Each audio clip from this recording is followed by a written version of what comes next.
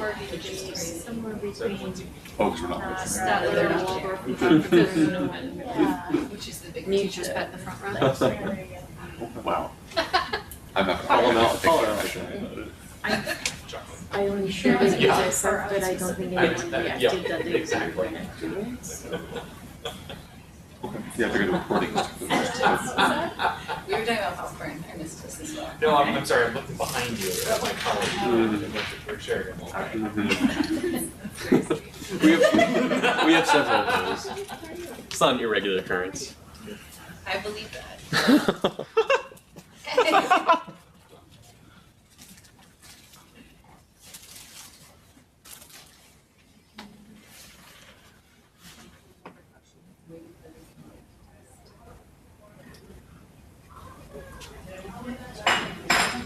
Do you have your computer, you guys?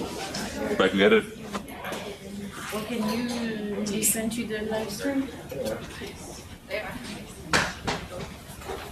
I'm sorry. John had a spot. Where's it sent? Just on the. Just go on the YouTube page. Do you mind saying a few things like with the mic so we can? Wisdom remarks, testing, With the mic. meow, Speaking with the mic. Can you hear me?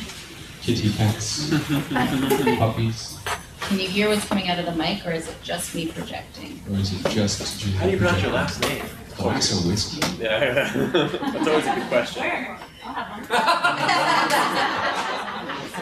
I know I like you, Larry. Can you hear me? Yeah. It's 5 o'clock somewhere. It's in the center of the country. 5:30 somewhere.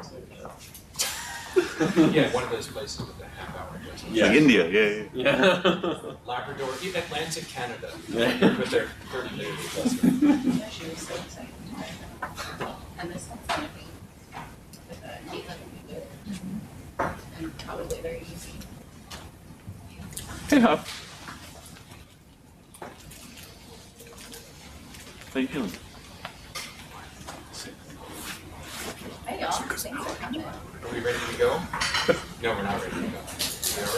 We are ready to go? We are ready to We are go ready when to go. you're ready. Oh, okay, wonderful. All right, mic's on. We're so ready. All right, hi everyone. Thank you for joining us today. I'm Julia Weigel. I am the co-lead with our new policy cluster in Seattle. And this is actually our first event for the policy cluster, so I'm really excited to have you join. Yeah. Really excited. Super duper excited. So we are going to be having a discussion today with Matt Glazewski of the Washington Climate Core Network. I'm going to let him dive a little more into all of that. But this event is also affiliated with the American Sustainable Business Network, who's hosting a virtual conference this week focused on business, policy, and purpose. And they really want to help businesses connect more with building a regenerative economy and furthering democracy. So that's the intent of the conference, and this is an in-person event affiliated in Seattle. So we're going to be talking today with Matt about lessons learned that he's had working with the Climate Core Network, working with diverse and overburdened communities across Washington state, and how those lessons learned can be used to build inclusive policy. Something I was really excited about talking about with Matt is the work he's done not just in Western Washington, but especially on the other side of the mountains and also in the peninsula, where we don't hear as much from when we're having these conversations based in Seattle. So with that, I am going to hand it over to you, Matt, for an intro. Thanks, Julia. Hello, everyone. Very happy to be here. And as Julia said, Matt Glazewski, Director of the Washington Climate Core Network. And it is a relatively new program. It was created in 2023 during the legislative session, and it is funded entirely by the Climate Commitment Act. So those of you who don't know what the CCA is, I didn't think in this room there'd be anybody like, please. I can recite that RCW in my sleep, and sometimes I do. But in all seriousness, we're funded by the Climate Commitment Act because its mission is to reinvest in Washington. And that is what we do through service and volunteerism. And we find opportunities in communities across the state where people are looking to make a difference and are able to walk away with a skill or credential that sets them up on a pipeline toward a new climate career in a green or a blue economy. And I say blue especially because this week here in Seattle is One Ocean Week. And there have been a number of maritime-themed climate activities and panel discussions, and there's also a really cool Norwegian tall ship that is docked down at Pier 66. So if you're in the area and you want to see, probably, I used to work on ships, this is the largest tall ship I have ever seen, and it is quite ocean going, and it has circumnavigated the globe. Very cool. But very, very excited to be here to answer some questions and just have a conversation with folks who are curious about how we accomplish climate action across the state of Washington. Thanks, Matt. I'm realizing I did not tell you all the format of what we're doing today before I dive into conversation with Matt. So we're gonna have a moderated discussion. I'm gonna be asking Matt some questions. He's gonna be talking about what he's done, what he's learned, and then we're gonna open the floor up to Q&A from you all. And then after that, starting at about 4:30, we're gonna have a bit of a social hour. So Matt will be sticking around for a bit to chat with everyone. So just know that time's also available afterwards. So I wanted to start off by asking you about some of the projects you worked on. So the Washington Climate Core Network funds projects in dense urban areas and remote rural areas.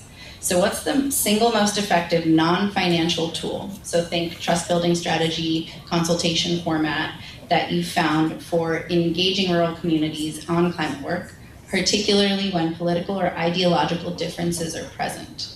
And can you also describe an example of successfully implementing such a tool? Yeah, thanks for the question. And it's quite poignant because a lot of times, if you're from one of those communities, either urban or rural, often there's something sort of baked in maybe how maybe you feel about the other, which may or may not actually be based in fact. And that's, I think, one of the more common things that we run into. So you also, excuse me if I look down a little bit, just so that I can remember what I'm talking about, because I have a tendency to wander sometimes onto tangents. So this is how I keep myself on task a little bit here. So talking about rural first, I think one of the challenges we have today, especially in the public sector, when I say public sector, generally mean government, whether that be state, local, federal, we do have a bit of a trust issue, I think, that has not been getting better over the last decade. And in some cases, if you're in both urban and rural communities, there are people that are maybe suspicious of your motives. I was joking with Julie on the street about, I'm from the government, I'm here to help, a line that everybody's like, oh boy, that's kind of loaded. We say it as a joke, but sometimes we mean it. And it's like, no, I really am here to help, right? I've been working in the climate space here in the Northwest for the last decade plus in Oregon and Washington especially, but also work in Alaska and sometimes cross-border projects with our friends over in British Columbia. And I've seen just how it has evolved and changed really since the mid-2010s, when it felt like we were really making huge strides of progress, and now we're kind of looking back at that and saying, did we make that progress? Do we not talk about it anymore? Or is there something new that's still going on? It's kind of an interesting thought process that you can go through if you think long and hard, especially if you've been in the space here in the region for a while.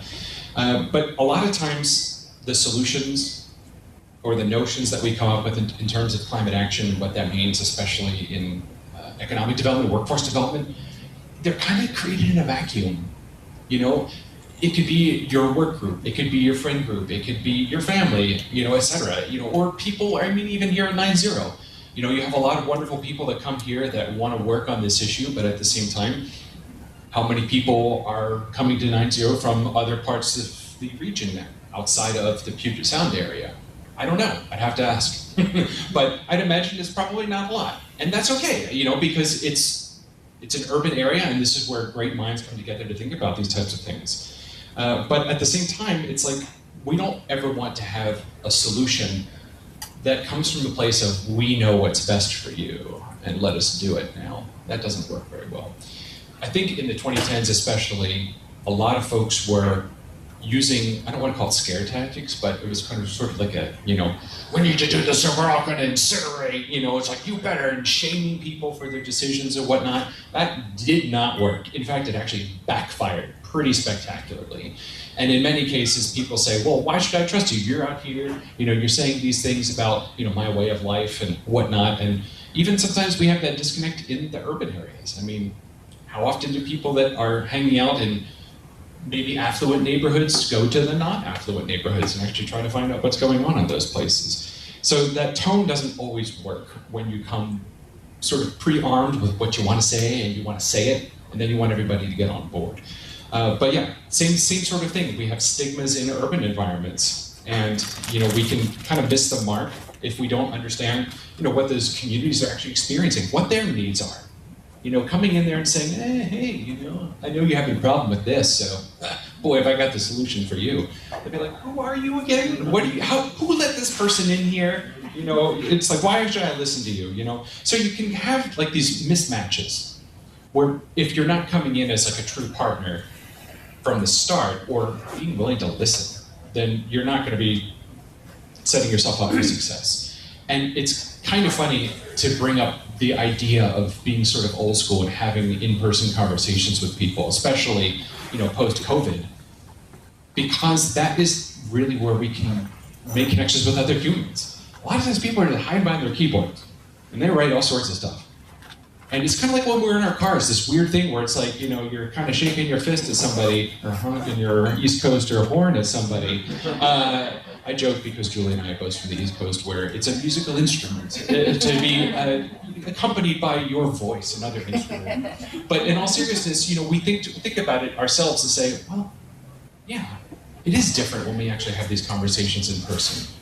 And when people hide behind their keyboards and write nasty things and whatnot, chances are they're not actually going to say those things to you in your face. They might find a way that they actually feel like they can connect with you, even if you come from completely different backgrounds. And that's something that gives me hope, and it's something that I've definitely had a lot of experience with. I would say that one of the things that I think I'm famous for coining at this point, my colleague in the front row here can definitely nod to it, but I say that just about any job can be a climate job. And a lot of times people don't realize what that means. And why should they? When we say climate job, let's have some audience participation here, What do you think the majority of people would say? If I say, I'm trying to help with a climate career, what do you think? Clean energy, what else? That tough a question? What's that? Climate mitigation. Climate mitigation, that could mean a lot of different things. Decarbonization, and does that mean that when I get on the freeway, I just floor my car to blow all that carbon out of the tailpipes? I decarbonized my tailpipe. Some people might think that's actually a thing. What else? Conservation. Conservation is the #1 answer on Family Feud here today. You win the prize. That is the top answer. And is anyone in here not a conservationist? No, just kidding. In all seriousness, of course we're conservationists. We care about the planet that we live on. We only have one, right?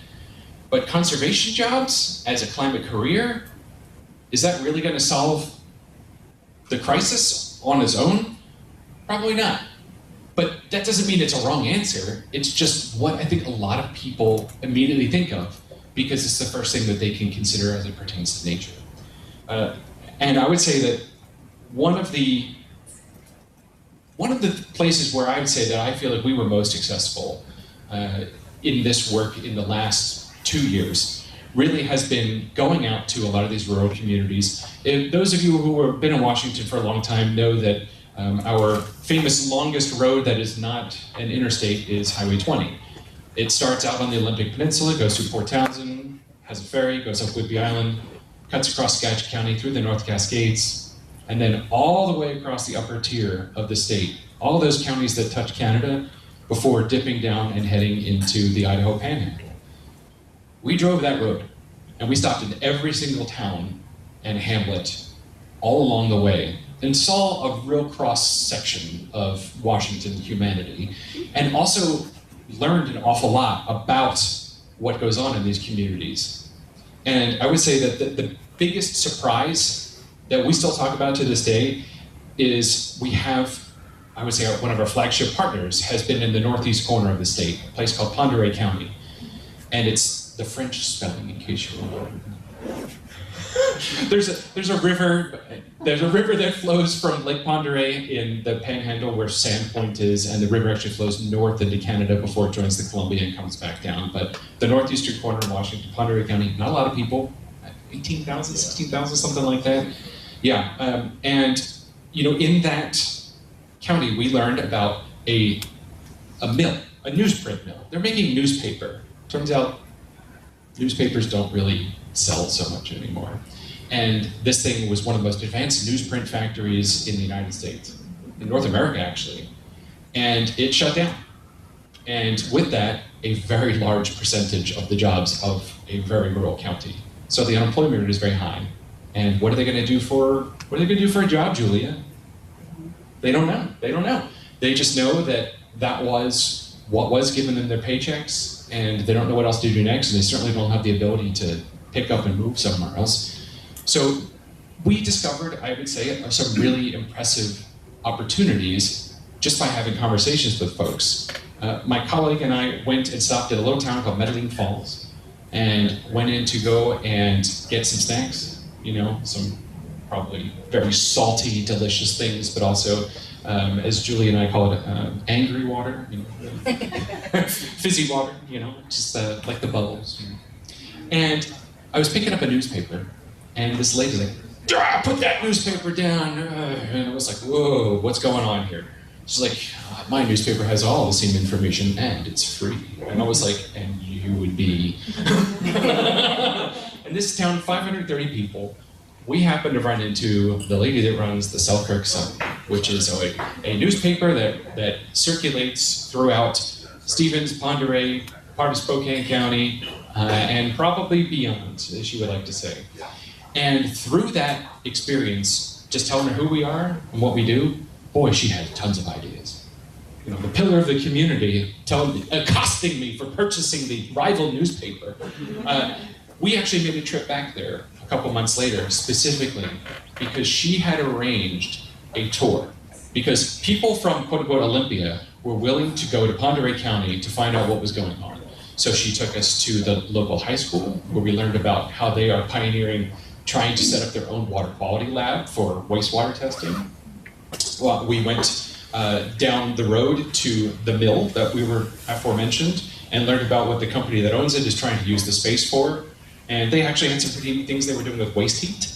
They can get strawberries in the middle of January in Pend Oreille County, apparently, because waste heat from some of the things that they're doing there, they power a little greenhouse with. And I was like, oh, okay, very interesting. But the last stop of the day before we actually went to the public utility district, we talked about PUDs earlier in rural parts of the area and talked about the energy issues that they have out there, is we stopped at the port of Pend Oreille.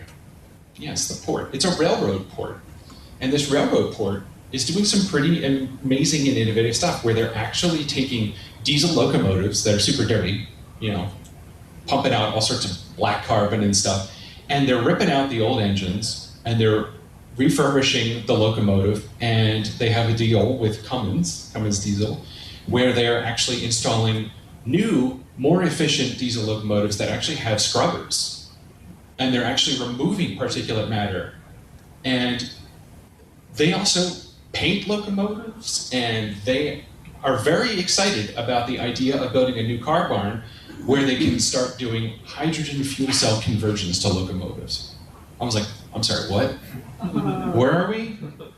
And the Port of Pend Oreille prides itself on, even though it's a public entity, on not actually taxing any of the people that live in the port. They are entirely enterprise funded. And it's a remarkable, remarkable operation. But they have more work than they know what to do with. They have enough work lined up through 2028, 2029, I think, from railroads, short lines and Class 1 railroads from all across the country. I mean, I think I saw a Dash 8 locomotive from Norfolk Southern parked on one of the sidings, and I was like, Norfolk Southern? Like Virginia? All the way out here? Yeah. And we looked and said, well, what are you trying to do here? We have these opportunities to be able to engage folks from the community. They're like, well, we want more people to realize that a clean diesel career is something that they can do right here in Pend Oreille County. And if we're so fortunate to be able to start doing locomotive conversions to hydrogen fuel cell technology, that they could be a part of that too. So I was just like, well, sign me up. It's like, it sounds like a climate career to me. So they became one of our founding members. And we have had stories of people that they have recruited from the community. Some that had, there was one guy who was like a farmhand, grew up on a ranch and knew nothing about holding a wrench and doing anything as it pertained to dealing with a locomotive. And he turned out to have a natural knack, and they love him so much, they're trying to find a way to hire him full time. And then there are stories of these folks that were just from this community that would never have the opportunity to gain the exposure. And it's something that is really incredible. And I think that for us, that really spoke to us early on that this is a way that we should try and replicate what we're doing everywhere we go across the state. And having those conversations with individuals, it is a rural area in Eastern Washington, but they looked at us as people. And whatever, things maybe we have in our personal lives that are completely different, come from very different walks of life, it didn't matter because we cared about them, caring about their community members, trying to get into essentially what was a clean energy job. That's incredible. I really love hearing about that. One of the things that really excited me when I first heard you talk was this active engagement with actually going to communities, actually hearing what people want and need and understanding them better, because I do think that we struggle in climate as a whole with feeling like we know the answers for how to move forward and trying to make those answers happen when there's a lot of people we need to bring with us along the way, and we don't always understand the right way to do things, even if we technically have a solution. So I really appreciate that, and that's actually like a very, very cool example, because I had no idea that we were doing that sort of work over on that part, in that part of the state. Aside from Spokane, I don't have a lot of knowledge of what's going on in that part of the state. Most Washingtonians don't. Yeah. Can any of you name all 39 counties in Washington? Oh boy. Are there 39 counties in Washington? I know that number, you can't fool me.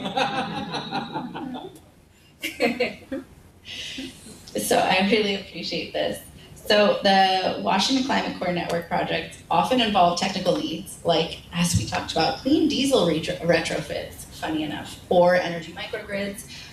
Also, if you go on their website, they help with kelp reforestation. Someone thought I wrote that wrong and that it was help reforestation. It was not wrong. From a policy standpoint, what is the most significant bureaucratic or administrative hurdle that prevents grassroots organizations in overburdened communities from successfully accessing or administering state grants for these technical projects? And before you answer me, do you mind telling the crowd what an overburdened community is? Oh yeah, that's great.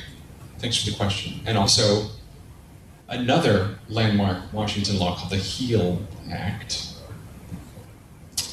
it's administered by the Department of Health, I believe, right, Adam? Yeah.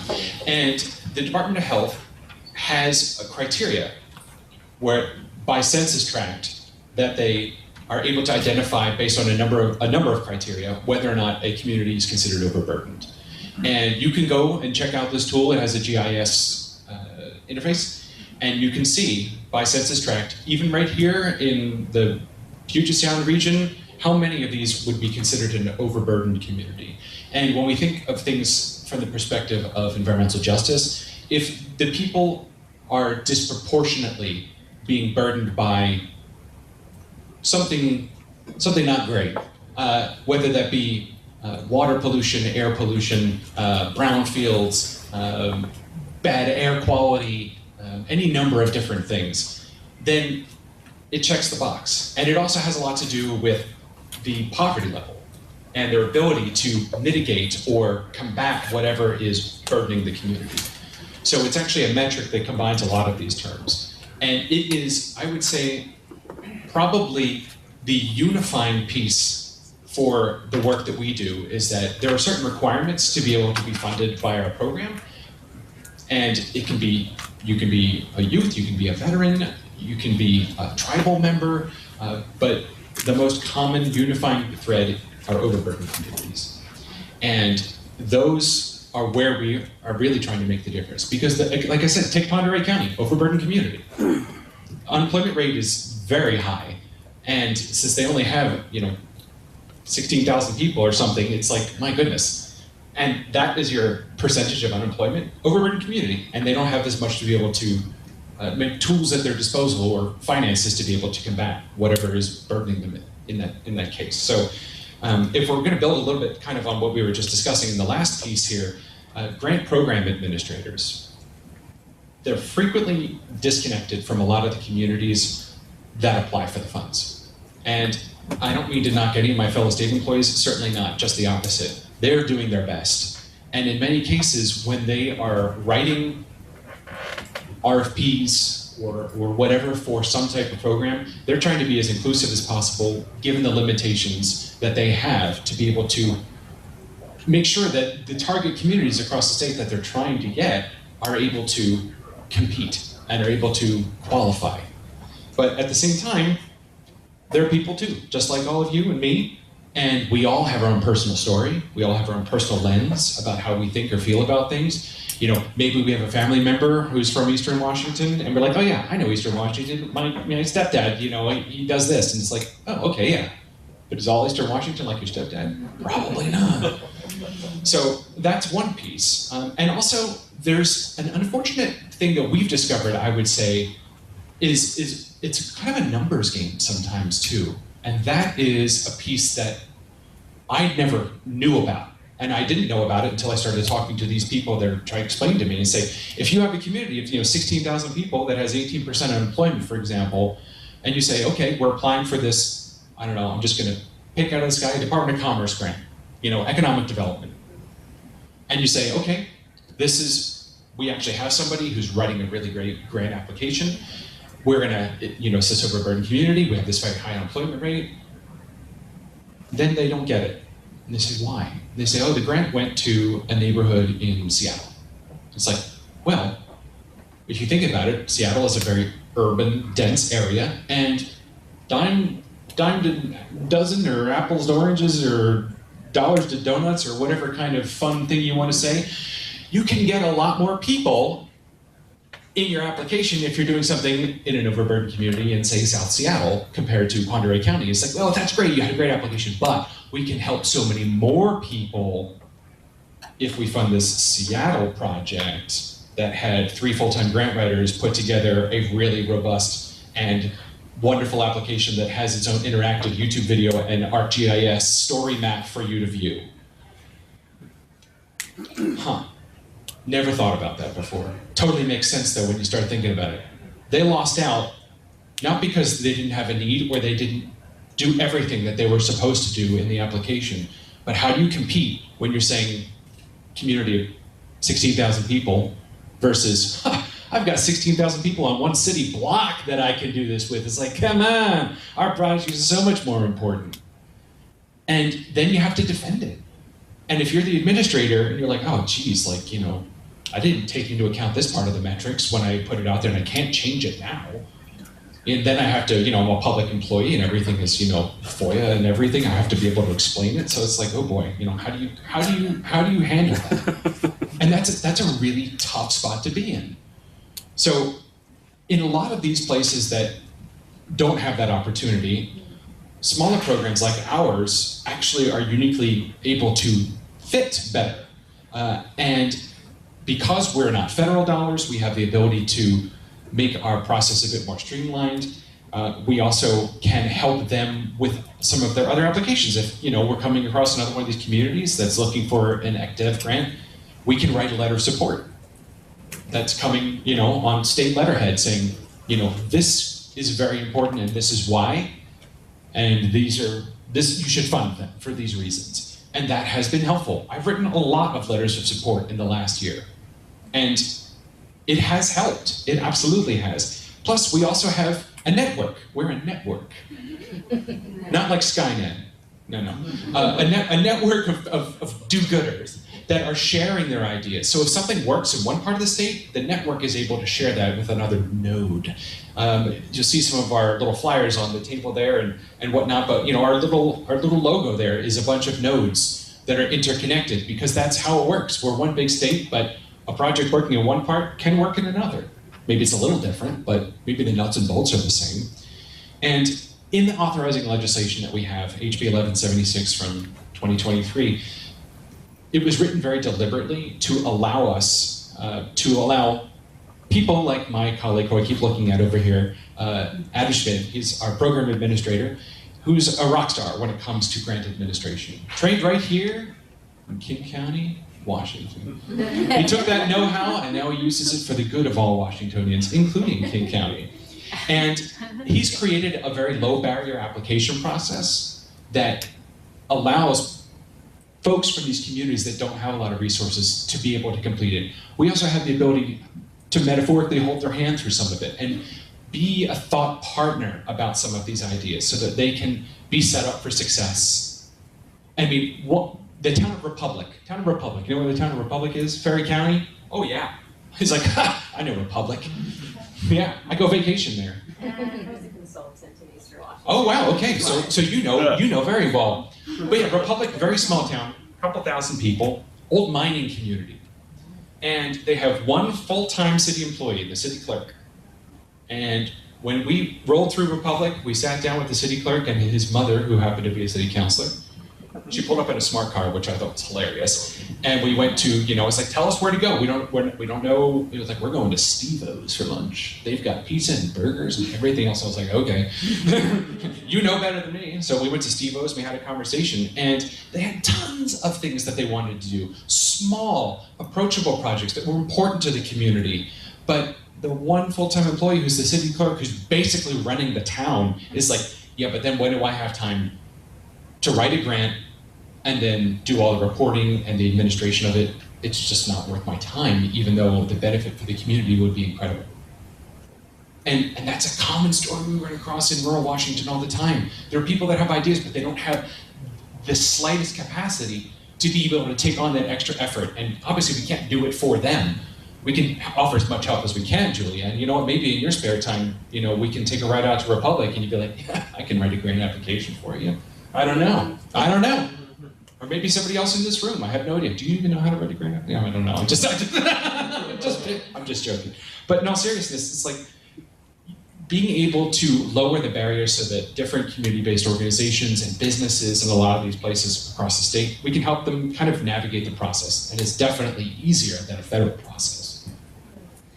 So I'm hearing if we can get some sort of support from state or local government to help, state government in this case, to help move some of these initiatives forward, we can help some of the stopgap with these communities that don't have access to the same resource, don't have the same overburdened firepower as those in the Western Washington area.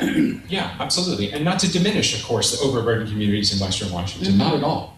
And they're just as deserving, but at the same time, it's like we have to make sure that we are using an equity lens. We want to make sure that we are treating people in the same way, and we want to make sure that they have the opportunities, because in a lot of cases, they're far and few between, especially these days.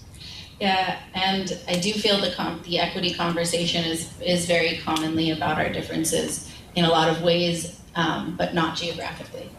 And I think that's a very common conversation in politics, and just generally speaking as a country, because our country is massive. Our country is the size of the EU, and there are a bunch of countries. And we are trying to navigate all of that, largely from our really densely populated areas. And we have a lot of people in small rural areas everywhere across this country between the coasts that need this kind of support and need to feel like they're being helped, being listened to. Yeah, I agree. And also, I think that there's an opportunity. I think also maybe there's somebody listening today or in the room here that is saying, you know what, I have that kind of expertise. Maybe this is something that I can do. Maybe I can build a model around low barrier access to assistance with grant applications and administration, especially for small grants, community-based grants like we can offer in the tens of thousands or even low hundreds of thousands to be able to help enable those projects. I don't know. You tell me, experts. You know where to find Matt if you can help with this. I'm gonna indelicately check the time because I don't have a watch. Oh, wonderful timing. We're doing really splendidly here. I told you I get going, and time just flies. So when a Climate Core Network supported project reveals a gap or a bottleneck in a law like the CCA, so I want to bring us back to this active policy component of the conversation. How does the grassroots feedback loop get elevated back to state policy leaders to inform necessary adjustments? Yeah, and this is tricky, but it's the reason you're all here, right? You know, you want to know, you're like licking your lips, like, how do I make this policy better? I'm here with all the policy wonks. So, but yeah, it is tricky. And it actually, what I have found, having worked in this space, you know, in the Northwest for over a decade, and I used to be a policy, you know, guy, 9 to 5, you know, whatever. Once a policy guy, always a policy Well, guy. that's true, touche, yeah. But it was what I did all the time, and it's true. I found myself asking that question, which is one of the reasons why I kind of pivoted and started kind of learning about how to do some climate stuff in other spaces. And I come back to this all the time. Because what I found is that it actually comes down to institutional or sort of corporate knowledge within the government sector. And that's a tough nut to crack, especially if you're not on the inside and if you haven't been on the inside for a while, because you have to kind of learn it all from scratch. But at the same time, there are certain people that are beacons. It's just like, you know, look to the sky for the beacon, you know, Gondor calls for aid. It's like, it's an absolutely similar situation where there is a person that is a well-known individual that makes it their mission to try and meet these gaps. And it may not always be their area of expertise, but they can be a good connector. And I was talking to Mary here just before the chat about our legislator sponsor that helped create the Climate Core Network, Senator Von Dennis Slatter, who is just from the east side here, the Bellevue-Redmond area. And she was our sponsor. And we actually just checked in with her yesterday since we were in town, and she had a few minutes, so we just got together and told her about the progress that we're making, because she always likes to know. She's like, tell me how things are going. You know, she's trying to do 18 other things all at once, but she always wants to know how we're doing. And she was telling us about how she tries to pass, what did she call, unsexy legislation that fixes bureaucratic inefficiencies. And I was just like, yeah, that is not sexy at all, is it? It's just like, it's like, now the fire marshal doesn't have to go and talk from the city of Bellevue to the state, you know, health department, because we've streamlined it. It's like, oh, that's good. And then you hear a story about it, and you're like, oh yeah, that guy spent $300,000 waiting for something that was never going to come because he didn't know this other piece. Yeah, that's a problem. So there's that policy feedback sort of piece there. But at the same time, in an established policy like the CCA, something that had tons of hands on it, getting it written, getting it reformatted, all the different ideas that were floated around. If you were here in Washington when that was being proposed and written and debated and legislated and passed, you know that it was a full court press, or whatever they say in the sports ball game. It was all hands on deck. It was all of those things. And the thing about policy is that it's never done. So if any of you ever, you know, give a pat on the back, you know, and you know, give the old dust hat hands, like, well, that's done. It's done for now, but you always have to come back to it because everything's always changing. You know what they say? The only thing constant is change. So when it comes to the CCA, a lot of it comes down to the individual programs that are funded by it. And we can look at ecology, we can look at RCO, we can look at commerce, we can look at Climate Core, and I don't personally know every program manager for every CCA dollar that's spent. I don't think it's reasonable to think that I would, and I don't think that any of my colleagues do, but I know quite a few of them. And it comes down to the fact that you can't just, you know, go into, you know, ChatGPT, or as, you know, Boris Johnson calls it, ChatGPT, and say, give me a list of all the program managers with all of their expertise for everything that we're doing with the Climate Commitment Act in the state of Washington. It's going to be like, hi, the Climate Commitment Act is a landmark law, and it's like, it doesn't exist. So it comes down to, again, individuals. It's the soft touch. It's the people-centered answer in this case. And that's a toughie. Because otherwise, it might just end up being a dead end. It's like, you know, hey, I heard about this thing that is a problem with a component associated with, I don't know, a clean building certification.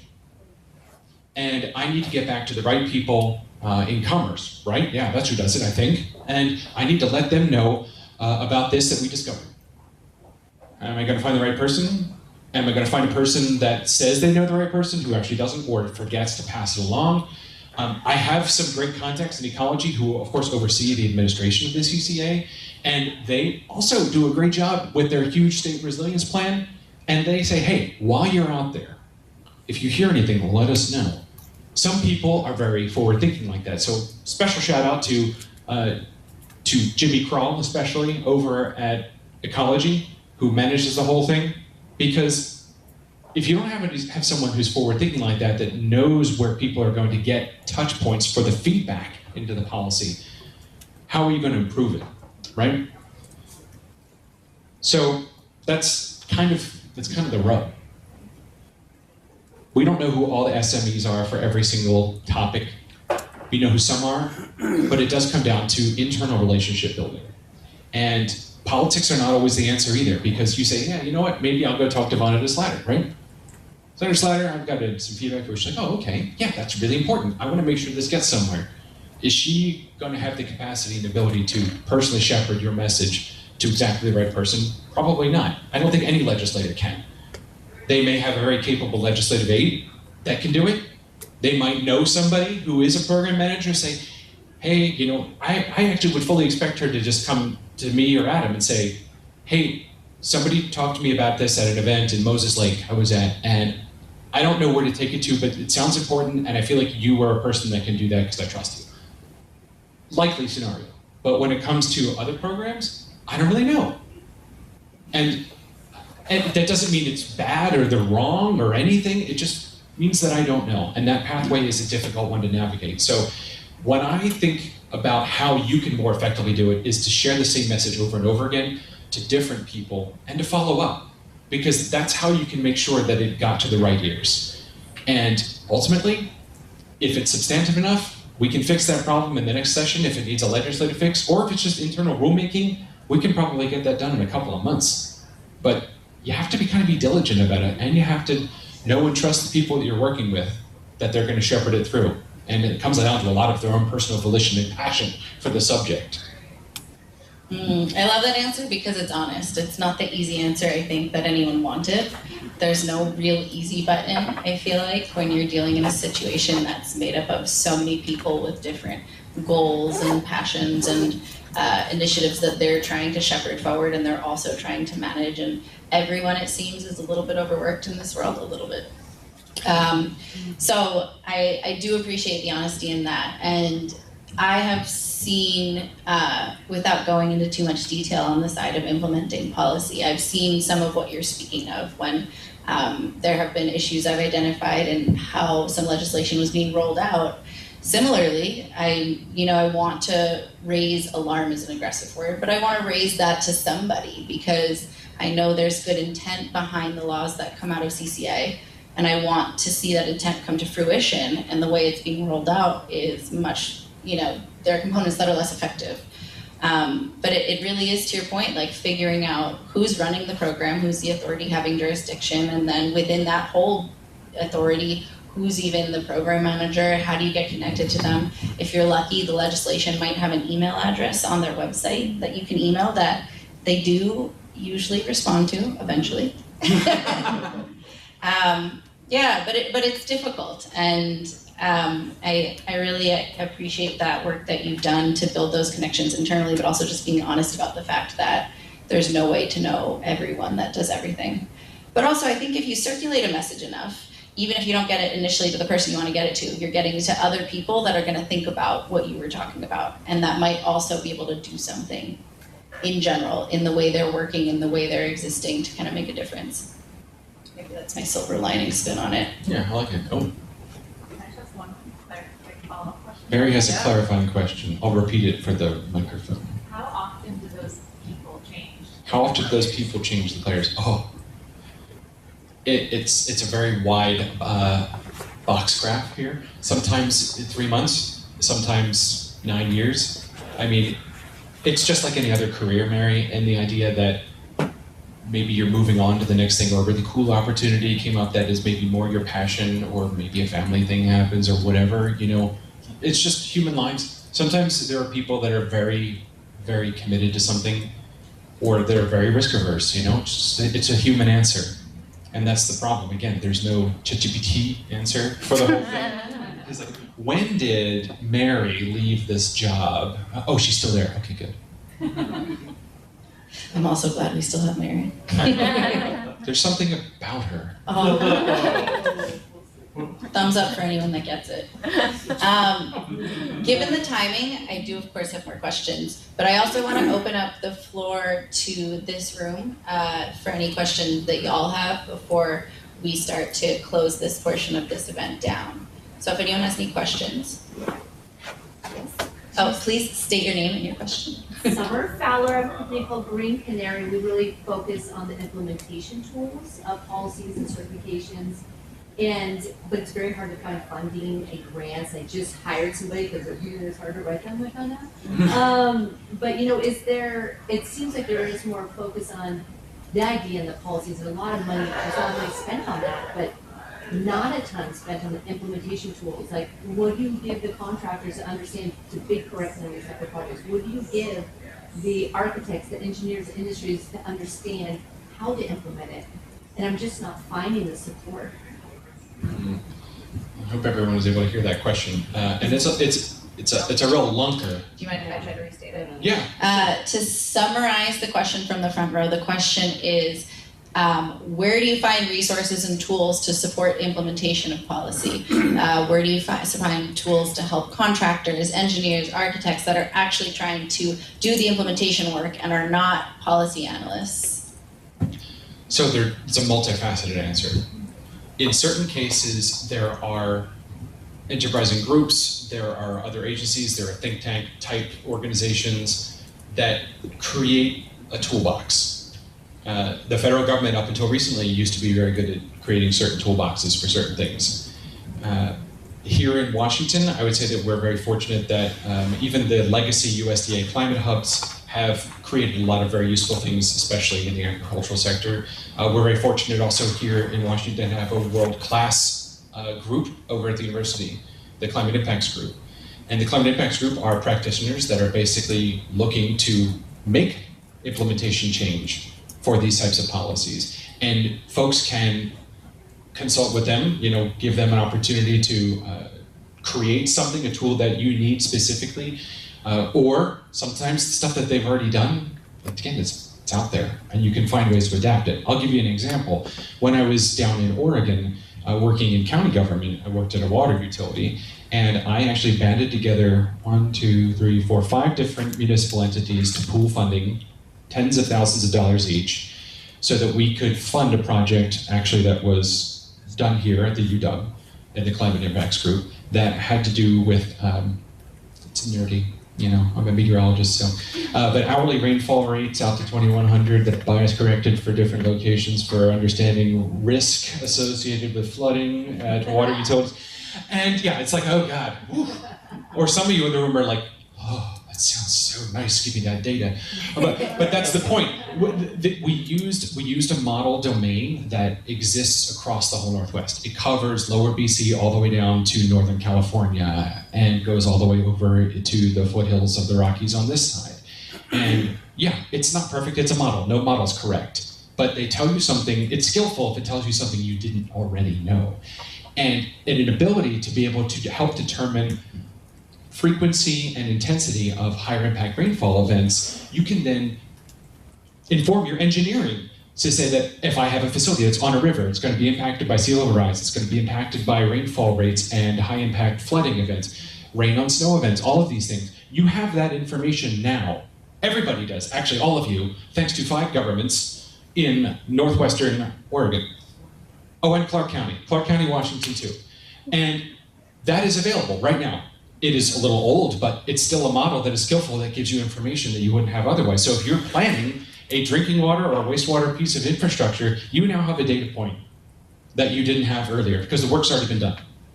How do you find out about it? Well, that's where you have to, again, go to the experts. And we're very fortunate, actually, and I want to give Oregon some love too, especially because the UW group works very closely with our friends at Oregon State as well.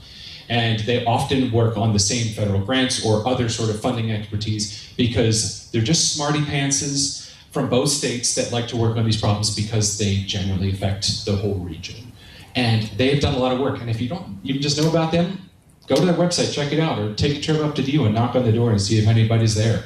Our state climatologist here, we have a state climatologist. He's a wealth of information. Adam's met him. His name is Dr. Guillaume Mauger. And he's a really nice guy, and he's really smart.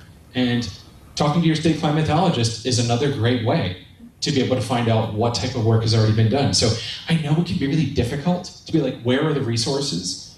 A legislator's not going to mandate, very specific things in a law. Be like, Mary, I need to make sure that this building has exactly 8 screws in this particular piece of drywall. Otherwise, it's all wrong. They're not going to go down into that nitty-gritty. Anybody that goes and testifies down in Olympia for a bill wants it to be, they want to have some loosey-goosey, they want to have some outs. They don't want everything be so prescriptive that it becomes something that they're bound to. So you're not going to get things that are going to say very specific stuff unless it's really important. Like when it comes to the CCA, the really important thing is decreasing carbon emissions. And what is that looking like every year until we reach our goal, which is an end point? That is very important. That needs to be legislated very directly because it's the crux of how the whole thing works. But when it comes down to, in our case, as an example, how exactly the Climate Core Network is going to use funds from that to specifically make a difference in rural communities, they're not going to legislate all the specifics because you don't know everything. And you have to find it all on the way, but that's part of the network. It all comes back to the network. You share the information in an established place, and you know who the major players are, so that you can ask these questions. But Guillaume's going to hate me if his inbox gets flooded after this, but he's always a great person to start with. And the assistant state climatologist, incidentally, someone who went to undergrad with, Karen Babako, she's terrific. Wonderful. Got to connect all the nodes. Connect the nodes. Connect the nodes, everyone. Any other questions? Yes? Name and question. Yes, my name's Adrian. I work for King County Solid Waste Division. When we work with our communities and grants and stuff, a lot of what we see is it's so confusing for someone that's never applied for a government grant to navigate between all the jurisdictions. What's part of the city of Seattle is not part of King County. What's part of the state? Is food waste within this grant, or is it the climate? What advice do you have on kind of like helping someone out that's never done it before, they don't have the resources, and they just find it mind-boggling to go through all these bureaucratic hoops?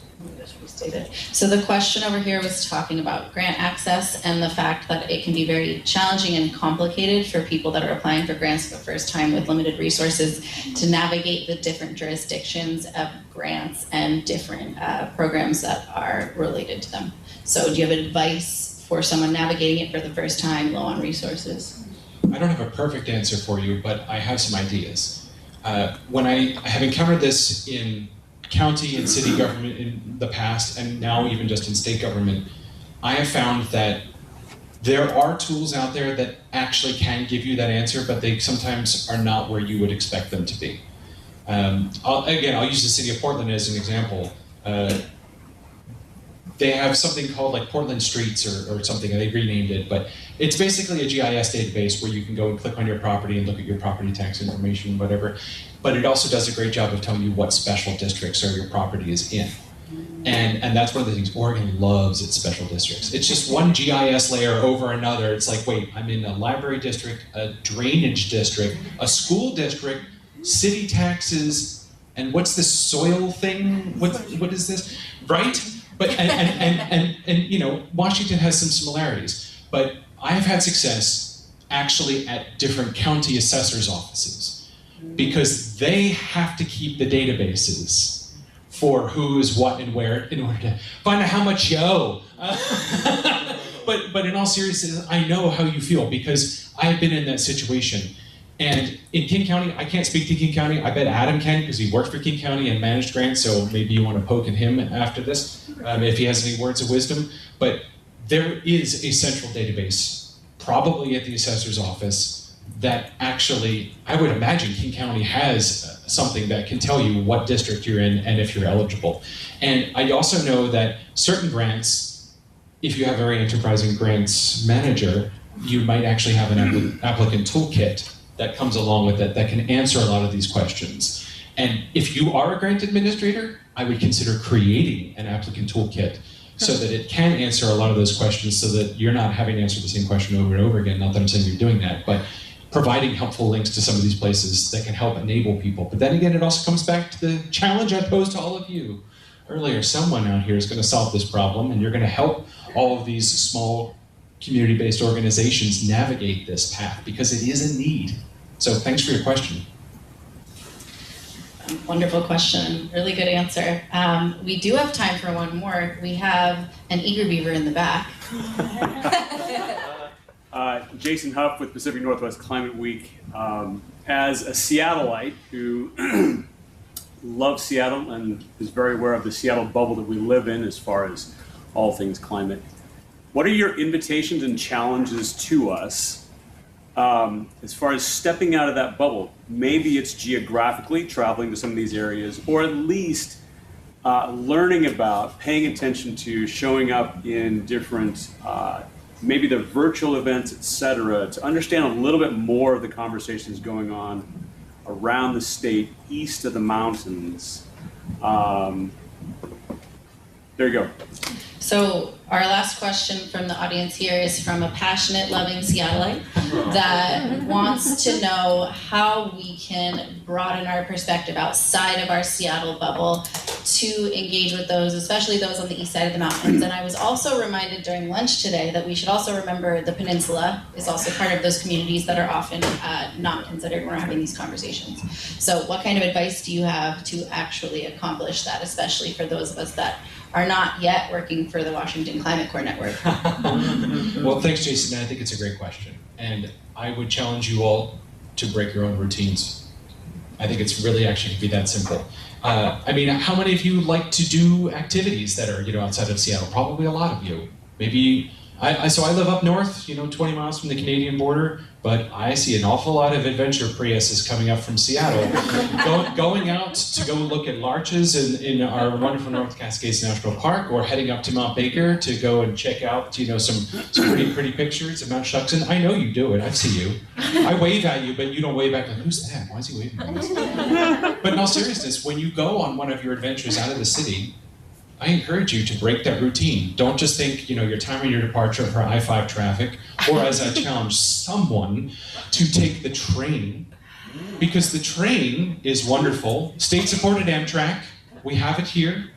Your tax dollars at work, so that we have Amtrak Cascades. We also have the Empire Builder, which cuts across the eastern part of the state as well, with the long-distance train to Chicago, and it stops in small towns. I mean, so like I said, I live up north. We stop in Stanwood, Washington, and a lot of people are like, oh yeah, that bustling metropolis of Snohomish County, or is it Island County? I don't know. It's kind of right there on that slough, I think. But you look at the people getting on and off in Stanwood, it's like, how many of you actually stopped in Stanwood? Or when you're going south, how many of you stopped in Centralia and found out about what an amazing town that is and the history that it has in the labor movement, by the way. Read the Wikipedia page sometime, you're gonna be fascinated. Or Longview, a company town that was set up by Weyerhaeuser, I think, and its partner town, Riderwood, which is at the end of a state highway in the middle of the forests in the headwaters of, the Nizelle River heading into Willapa Bay. It's like, what? Have you ever wondered? How many of you taken every road that connects I-5 to 101 across? Have you driven on Route 6 west of Chehalis? Have you stopped in the town of PL? Did you know it was pronounced PL? Raymond, North Bend, Ilwaco? I'm saying all these places, it's like, I want you to go to these places with an open mind and a closed mouth.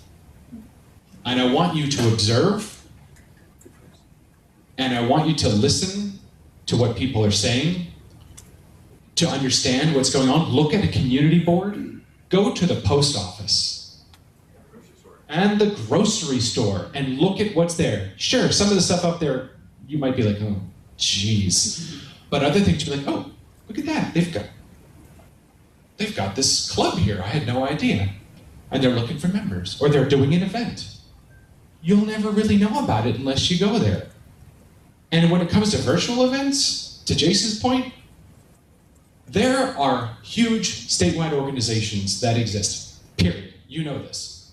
How many of them could be gateways for you that you never considered? I was talking about tribes earlier to someone. Maybe it was Julia. I know. And we have 29 federally recognized tribes in the state of Washington. Can you name them all? Did you know there were 29 federally recognized tribes? Do you know what the affiliated tribes of Northwest Indians is? Do you know that they have a conference, a winter conference? Do you know that they have a climate conference? Do you know that they have a climate school? A lot of people say, I want to get involved with tribes, or I want to do this. But then they stop at that. They just keep repeating it. Challenge yourself to break out of your norms.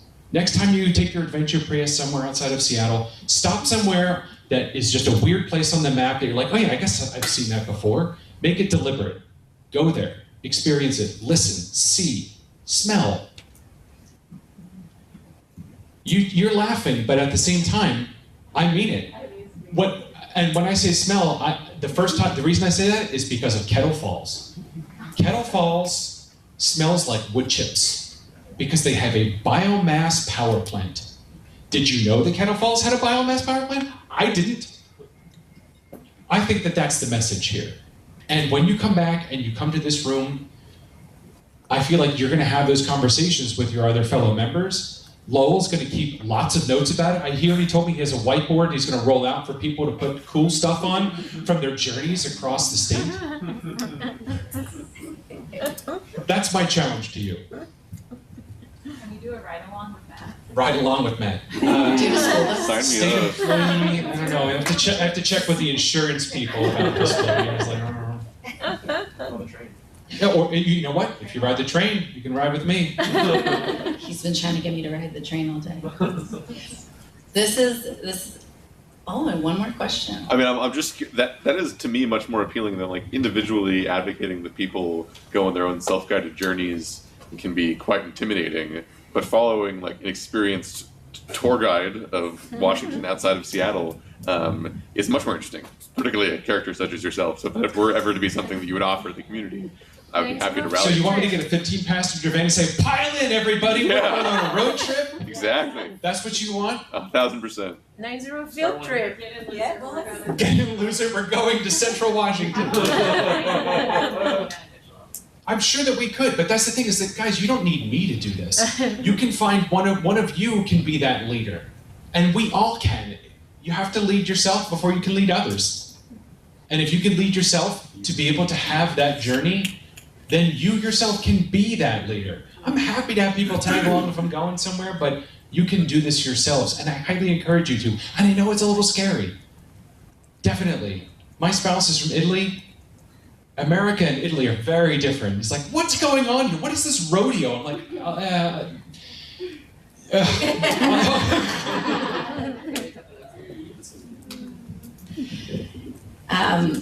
I think that's a really lovely message to leave with everyone, because I do think that some of the beauty of connecting like that is doing it personally and doing it more one-on-one. I don't know how many times y'all have had conversations in networking events where you stand in a circle with 6 other people and everyone's trying to make their own point because they're trying to talk to the one person they want to impress, and like how many people are really making a lasting impression. Also, did you actually get to know the person you're talking to? Versus if you just come up to them one-on-one, you ask them about their day, you chat with them, and it can be really beautiful. And you can also pick up a newspaper and look around and see if you're going to get attacked. Unless you pick up the wrong one. You pick up the wrong newspaper. The wrong newspaper, oh my God. Yeah, watch out. Yeah. Also, if you've never been to a paper mill, they're nasty, dirty places. Well, let's be careful here. Just like, it's how they operate. Not the people, just the facility. They are huge pieces of industry. Yeah, and sure. I would say that more than anything, it's just surprising how massive they are with all the moving parts. I remember when we were there. Yeah. Have you ever taken a tour of a paper mill, Matt? I'm like, no. Well, you're about to. And what the best part about that trip actually was they had a spool of paper from the last time that the mill ran, and they tore off a piece. And they said, here's a souvenir of the last roll of paper we ever made here. And I was like, this is sad, but also really interesting, and I'm going to hold on to this. So when people come by my cube and, in Olympia, they're like, what's that? I'm like, don't you dare touch that. Don't dry your hands on that. That's the last piece of paper that came out of the Ponderay Mill. So, summing all of this up, I think we got a number of lessons learned from Matt today. The first one tying into this is to build genuine partnerships. You may get a souvenir, but you also may get really good connections, and you may learn something about the people that we talk about a lot. We talk about our whole state all the time. How often are we thinking outside of Western Washington? How often are we thinking outside of our city? And having to understand that those people are going to look and sound and think differently from us, but ultimately still trying to do the same things and take care of themselves and their families and just live a prosperous life. So building partnerships and connecting the nodes seems to be our main big message. I love that one.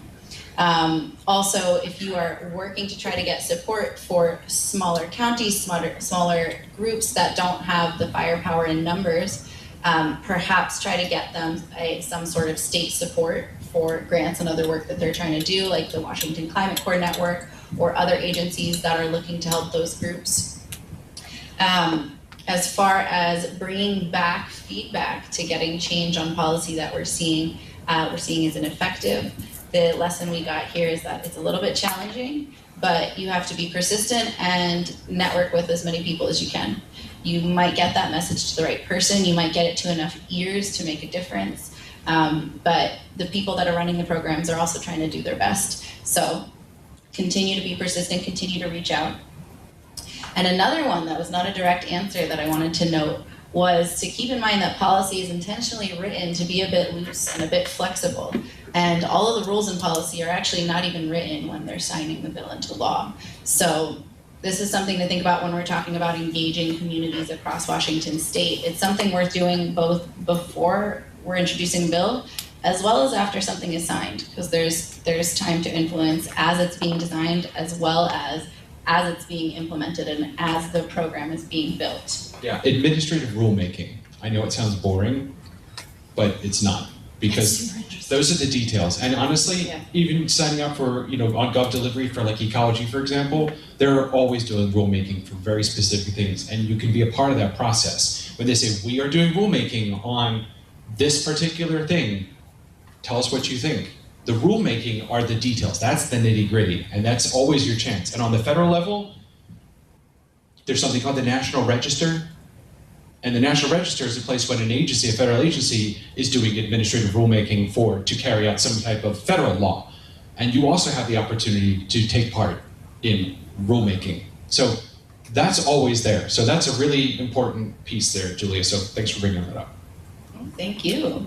And the last lesson was our last one here is to make sure if you want to be engaging in more inclusive policy implementation, inclusive policy advocacy, start by breaking out of your own norms, breaking out of your own bubble, which can be hard to do, but is the best way to bridge the gaps that we're all trying to navigate, and not really think about them as people on the other side, but just other people that are also in the same state as us that we're trying to work alongside. With those lessons learned summed up, I wonder if there's any if there's one lesson that you can share with us from working directly with overburdened communities that business and policy leaders must incorporate to achieve a truly inclusive and durable clean economy. What would it be? So whether we like it or not, climate change is a human-caused problem that needs a human-based solution. And what that really means, I think, is still open to interpretation, because we don't need the 8.1 billion people on the planet doing it perfectly. We need as many of those 8.1 billion people doing it badly to actually make a difference. And as a colleague, Dr. Catherine Hayhoe, who's a very well-known climate scientist, says the number one thing you can do about climate change is talk about it. And she is correct. But you have to also think about with whom you are communicating when you talk about it. Because you don't want it to devolve into a fight, you don't want it to become an ideological piece, because then people shut down. You remember you're talking to people, and we all still have a primitive brain in our heads, you know, that fight or flight kind of mechanic, and it can kind of get triggered in weird ways. So when you're talking about a message, you want to make sure that you're not talking down to somebody's way of life, so the way that they were brought up. Because then they're going to say, this is who I am, it's my identity, and you're attacking it and telling it's wrong. You don't want to do that. How would you feel if someone said that to you? They're like, what do you know, jerk? You know, that's basically what a lot of folks are thinking if you come at it from a different perspective. And that can be really damaging. All it takes is just a little bit of doubt. And people will latch onto it as an excuse and say, oh yeah, but see, you know, there's this little thing here, you know, it's not settled, you know, I don't know this piece, you know, something like that. And also, I know politics has really come into a lot of this space, especially recently. Environmentalism didn't used to be political. I mean, you know, our most environmental president, you know, more legislation, environmental law passed under what president? Yeah, Tricky Dick, right? Richard Nixon, right? That's what they call him, right? But in all honesty, even one of my favorite George H.W. Bush quotes from the early 90s. Remember acid rain, or the idea of acid rain? Now we don't really hear about it anymore. Oh, go figure. There was a Republican administration that created an artificial market for sulfur pollutants and ratcheted it down until we didn't have those anymore. And now we don't have that screen problem anymore. And then, you know, George H.W. Bush, no, it's like more like a Dana Carvey impression here, but, well, I don't know much about this greenhouse effect, but it's no match for the White House effect. Oh yeah, he said that. There's clips. There are. But today, there are still plenty of Republican leaders out there that are lifting up conservative solutions to climate change. There is a former congressman from South Carolina, Bob Inglis. I actually met him in Bellingham at Western Washington University giving a talk, which is not where you would expect to find this guy. And I have a really fun picture of us together. But he has a group. He's out of Congress, has been for a while, but he has a company or a nonprofit called republicen.org. And their whole thing is conservative solutions to climate change. So you shouldn't think that, oh yeah, all Republicans think that climate change is a hoax. That's not true. There are plenty of people that maybe have different ideas about the economy, about the country, or whatever, that still care about climate change. And we don't want to demonize people because we're all in this together. Remember, we don't need 8.1 billion people doing it perfectly. We need as many as possible doing it badly. That's how we're going to make a difference. Well, thank you so much. Matt, this has been a really wonderful discussion. I appreciate you making the time to come and talk to us today. My pleasure. And it's great to be here and great to see all of you.